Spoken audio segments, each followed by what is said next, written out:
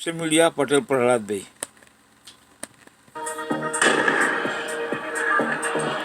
नेपाल में सरकार विरोधी प्रदर्शन और ज्यादा हिंसक हुए। केपी शर्मा ओली और कई मंत्रियों के घरों समेत नेपाली संसद पर भी हमला। काठमांडू में कई जगह तोड़फोड़ और आगजनी की घटनाएं। आने वाले दिन नेपाल के लिए कितने होंगे चुनौतीपूर्ण और भारत का वहां के घटनाक्रम को लेकर क्या हो सकता है रुख, बताएंगे कार्यक्रम में। कतर की राजधानी दोहा में इजरायली सेना ने हमास की टॉप लीडरशिप को टारगेट करते हुए किए एक के बाद एक कई हमले। कतर ने कहा इजराइल ने अंतर्राष्ट्रीय कानून की उड़ाई धज्जियां। एनडीए उम्मीदवार सीपी राधाकृष्णन बने देश के अगले उपराष्ट्रपति। विपक्ष के उम्मीदवार बी सुदर्शन रेड्डी को हराया। उनके हक में पड़े 452 vote. Need fast capital for Thailand और कंबोडिया के बीच जारी संघर्ष विराम के बावजूद क्यों अब भी सीमा को लेकर बना हुआ है विवाद, दिखाएंगे कंबोडिया के सीमावर्ती इलाकों से बीबीसी की एक्सक्लूसिव रिपोर्ट। और कैसे 200 साल पुरानी पियानो मेकिंग आर्ट को बचाने में जुटा है एक शख्स, दिखाएंगे ब्रिटेन से स्पेशल रिपोर्ट। आप देख रहे हैं बीबीसी दुनिया, मैं हूं विदित मेहरा। भारत का पड़ोसी देश नेपाल सुलग रहा है। युवाओं के गुस्से ने पूरे देश को अपनी चपेट में लिया है और पीएम समेत कई मंत्रियों को इस्तीफा देना पड़ा है। इस पर हम विस्तार से चर्चा करेंगे, लेकिन पहले बात करते हैं कतर की, जहां की राजधानी दोहा में इस्राएली सेना ने हमास के कई नेताओं को टारगेट करते हुए हमले किए हैं। अब तक की जानकारी के मुताबिक इजराइल ने हमास की उस टीम को निशाना बनाया जो पीस डील पर बातचीत कर रही थी। इजराइल ने इस हमले की पुष्टि की है। इजरायली सेना ने एक्स पर पोस्ट कर बताया कि उसने हमास की सीनियर लीडरशिप को सटीक हमले में टारगेट किया है। पोस्ट में कहा गया कि 7 अक्टूबर के क्रूर जनसंहार के लिए जिम्मेदार लीडरशिप के सदस्य इजराइल के खिलाफ जंग छेड़े हुए थे। आम लोगों को कम से कम नुकसान हो, इसके लिए हमले से पहले जरूरी कदम उठाए गए। सटीक हथियारों और इंटेलिजेंस का इस्तेमाल किया गया। इजरायली पीएम ऑफिस से जारी एक बयान के मुताबिक ये पूरी तरह से इजराइल का ऑपरेशन था और इसमें किसी और देश की कोई भूमिका नहीं थी। कतर सरकार ने इजराइल के इन हमलों की आलोचना करते हुए कहा है कि इजराइल ने अंतर्राष्ट्रीय कानूनों की धज्जियां उड़ाते हुए यह हमला किया है। दोहा में हुई इस इजरायली कार्रवाई के पीछे उसकी क्या रणनीति हो सकती है? इससे क्षेत्र में जारी तनाव क्या और बढ़ जाएगा? यही सवाल हमने पूछा इजराइल में मौजूद वरिष्ठ पत्रकार हरेंद्र मिश्रा से। आपको ये बता दें कि कल जब इसराइल में यरूशलेम में जब ये हमला हुआ उसमें 6 लोग मारे गए और तकरीबन 12 लोग और उसमें घायल हुए। उसके बाद यहाँ काफी गुस्से का माहौल देखा गया और यहाँ पर जो दक्षिणपंथी पार्टियां हैं उनकी ओर से लगातार ये मांग होने लगा कि इस पर जो है जवाबी कार्रवाई होनी चाहिए। और प्रधानमंत्री बेंजामिन नेतन्याहू भी काफी दबाव में नजर आ रहे थे। तो रणनीति के तौर पर जो आप बात कर रहे हैं, दरअसल यहाँ का जो नेतृत्व है वो पिछले कुछ समय से जो है देखा जा रहा है कि वो काफी दबाव में रहा है। यहाँ पर एक तरफ तो प्रदर्शन लगातार होते रहे सरकार के खिलाफ, यहाँ पर जो है चुनाव की मांगे भी होती रही और साथ ही साथ यहाँ पर बेंजामिन नेतन्याहू के इस्तीफे की भी मांग लगातार जो है वो सुनने को मिली है। और जो दक्षिणपंथी पार्टियां उनके साथ गठबंधन में शामिल हैं, उनकी ओर से लगातार ये मांग होती रही है कि इसराइल जो है अपनी जो कार्रवाई चला रहा है, जो कार्रवाई चल रही है वहां पर फौज की गजा में, उसमें और तेजी लाई जाए। तो इस दबाव के तहत यहाँ पर उन्हें कुछ करना जो है उनके ऊपर जैसे ऐसा लग रहा है जैसे उनके ऊपर काफी दबाव था कि वो कोई ऐसा कदम उठाएं जिससे कि उनके साथ जो लोग हैं, जो गठबंधन की पार्टियां हैं, वो आश्वस्त हो सके कि वो अपने मंसूबे में जो है अभी भी मंसूबे पर अमल करेंगे। वो हमास को खत्म करने का जो उन्होंने यहाँ पर वादा किया हुआ है अपने समर्थकों को, वो उस पर अमल करते हुए कार्रवाई में तेजी लाएंगे और यही रणनीति का हिस्सा होगा। इस बीच गजा सिटी में इस्राएली सेना ने वहां के सभी बाशिंदों को शहर खाली करने के आदेश दिए हैं। आज सुबह पूरे शहर में पर्चे गिराए गए जिनमें लोगों को तुरंत निकल जाने की चेतावनी दी गई। इस्राएल के प्रधानमंत्री बेंजामिन नेतन्याहू ने कहा है कि इस्राएली सेना गजा सिटी में प्रवेश करने के लिए जमीन पर कार्रवाई की तैयारी कर रही है। पिछले हफ्ते इस्राएल ने दावा किया था कि उसने शहर के 40% हिस्से पर कब्जा कर लिया है। और अब बात नेपाल की।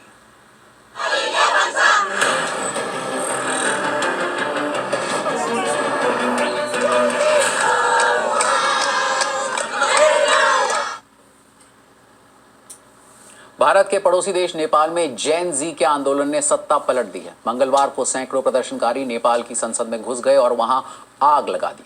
पीएम केपी शर्मा ओली को इस्तीफा देना पड़ा। राष्ट्रपति रामचंद्र पौडेल ने उनका इस्तीफा स्वीकार कर भी लिया है। ओली ने कहा कि उन्होंने इस्तीफा इसलिए दिया है ताकि मौजूदा समस्या का संवैधानिक हल निकाला जा सके। इसके अलावा वहां कई हाई प्रोफाइल राजनेताओं के घरों पर हमले और तोड़-फोड़ की खबरें हैं। इनमें केपी शर्मा ओली और पूर्व प्रधानमंत्री शेर बहादुर देउबा के करीबियों को भी निशाने पर लिया गया। राजनीतिक दलों के मुख्यालयों पर भी हमले हुए हैं। ये सारा हंगामा शुरू हुआ नेपाल में सोशल मीडिया पर बैन के सरकारी फैसले के बाद। इसके और राजनीतिक भ्रष्टाचार के आरोपों को लेकर राजधानी काठमांडू में जेनजी यानी युवाओं को जोरदार प्रदर्शन सोमवार को शुरू हुआ, जिस पर काबू पाने के लिए सुरक्षा एजेंसियों ने बल प्रयोग किया, जिससे कई लोगों की मौत हो गई। तभी से केपी शर्मा ओली पर पद छोड़ने का भारी दबाव था। प्रधानमंत्री के तौर पर यह ओली का चौथा कार्यकाल था। और इस वक्त नेपाल के ताजा हालात क्या हैं, इसे लेकर हमने थोड़ी देर पहले बात की बीबीसी नेपाली के संवाददाता संजय ढकाल से। जगह जगह पे हिंसा की घटना सुनने को मिली और बहुत सी जगह आगजनी हुई है।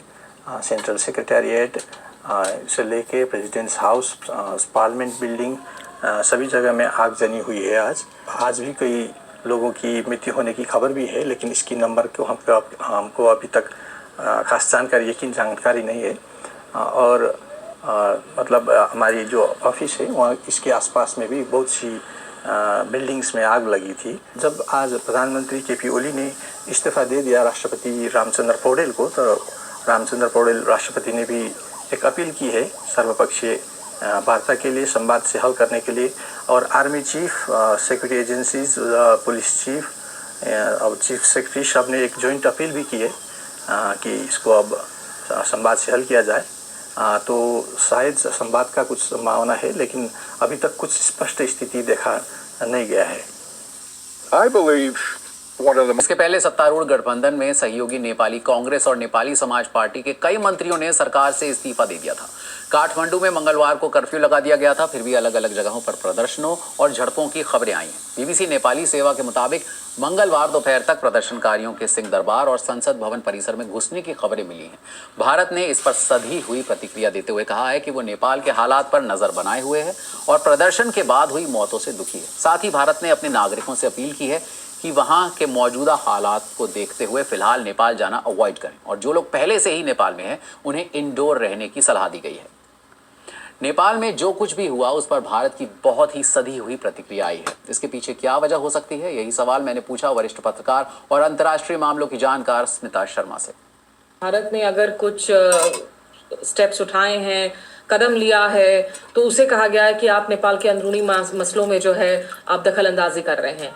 जेनजी प्रोटेस्ट्स पर भारत ने थोड़ा वक्त लिया, तो उसको लेकर भी सवाल पूछे जाने लगे कि भारत इतनी देरी आखिर क्यों कर रहा है। जो भी सरकार की प्रक्रिया होती है वहां पर बनने की, क्योंकि अब आपने जब संसद को ही आपने वहां पे इस वक्त जला दिया है, तो उसमें निश्चित रूप से भारत सरकार डायरेक्ट कोई भूमिका निभाती हुई तो ऑब्वियसली दिखेगी नहीं, क्योंकि ये नेपाल के लोगों पर डिपेंड करता है कि कौन ऐसा शख्स है जो एक केयरटेकर ट्रांजिशनल अरेंजमेंट को लीड कर सके, क्या होगी सूरत हाल, कब वहां पे चुनाव हो सकेंगे। ये सारे ऐसे फैसले हैं जो अंदरूनी फैसले हैं, लेकिन मुझे लगता है कि भारत को यहाँ पर एक बहुत न्यूट्रलिटी मेंटेन करके आगे बढ़ना होगा कि ऐसा ना लगे कि India is picking up sides. क्योंकि कुछ महीने पहले ही आपको याद दिला दूं, वहां पर जो राजशाही रही थी उसके समर्थन में, तो उसे लेकर जितनी कंस्पिरेसी थियरीज अमेरिका को लेकर नेपाल में होती हैं, चीन को लेकर होती हैं, उतनी ही साजिश की बातें की जाती हैं भारत के खिलाफ भी कि भारत की एजेंसियां जुड़ी हुई हैं, संघ जुड़ा हुआ है, वो चाह रहे हैं। तो इसलिए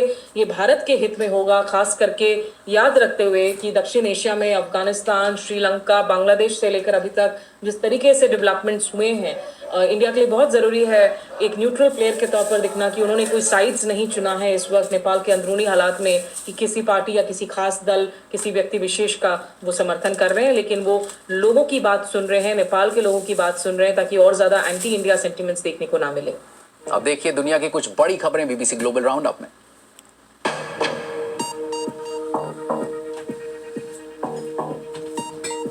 व्हाइट हाउस ने उस दावे को खारिज किया है जिसमें कहा जा रहा है कि अमेरिकी राष्ट्रपति डोनाल्ड ट्रंप ने सेक्स ऑफेंडर जेफरी एप्स्टीन को अश्लील बर्थडे मैसेज लिखा था। व्हाइट हाउस ने कहा है कि 20 साल पहले के लेटर में डोनाल्ड ट्रंप के साइन फेक हैं। ये लेटर उन सैकड़ों डॉक्यूमेंट का हिस्सा है जिन्हें अमेरिकी कांग्रेस कमेटी ने जारी किया है।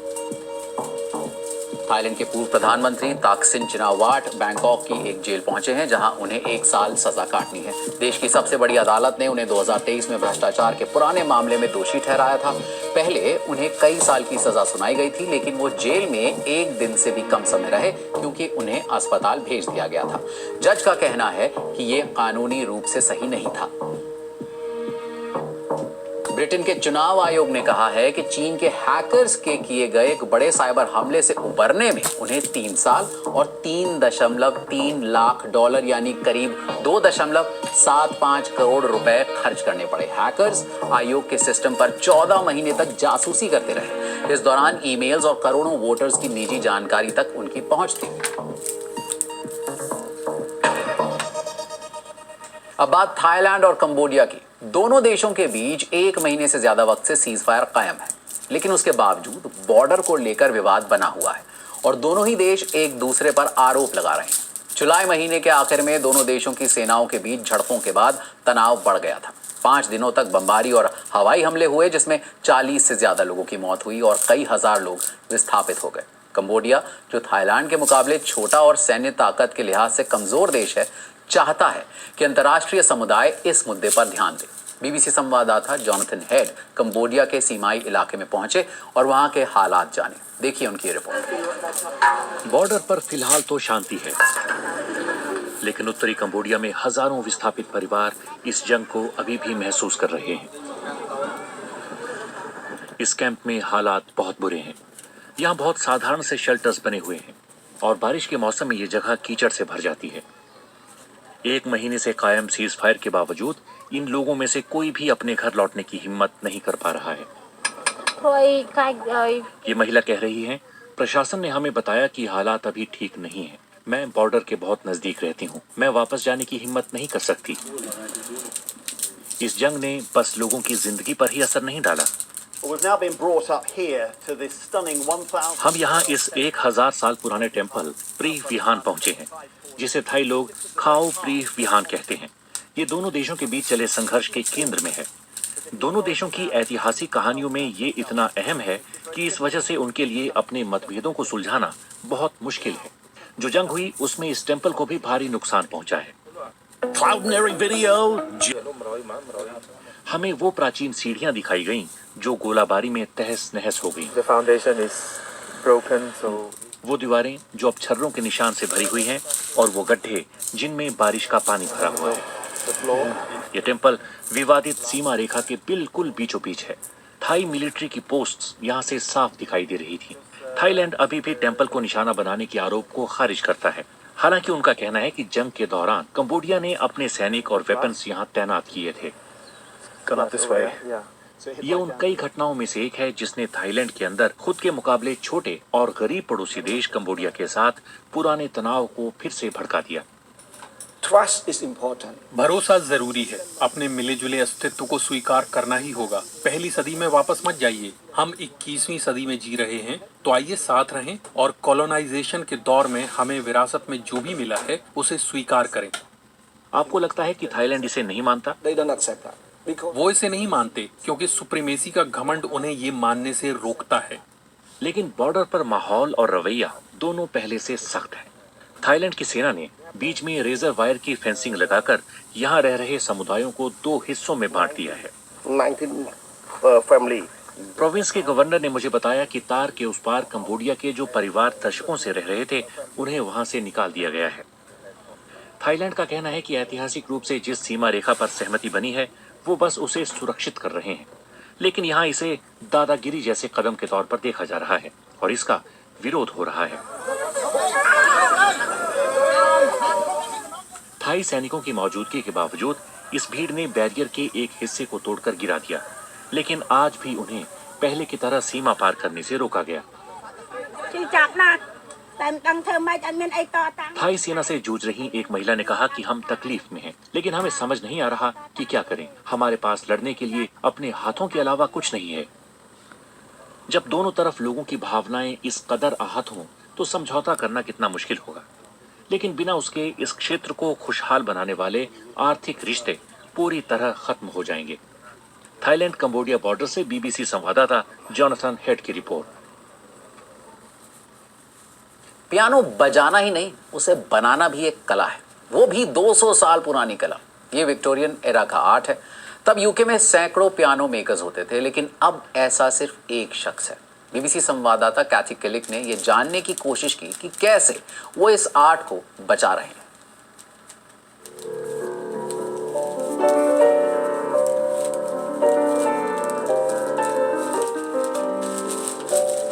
वार्फटेल के इस कोने में ये हैं ब्रिटेन के लास्ट पियानो मेकर्स जो अपना काम बचाने की कोशिश कर रहे हैं।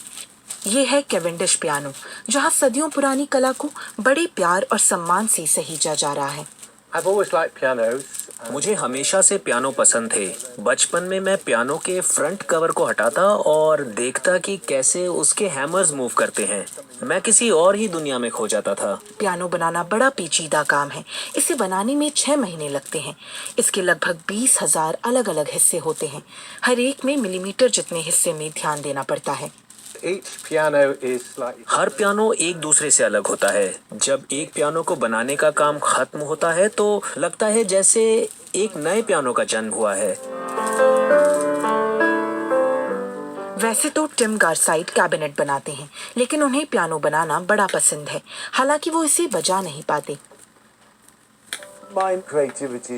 लकड़ी का काम करके मुझे क्रिएटिव सेटिस्फेक्शन मिलता है। जब कोई इस पियानो को बजाकर इससे संगीत निकालता है तो सुकून मिलता है।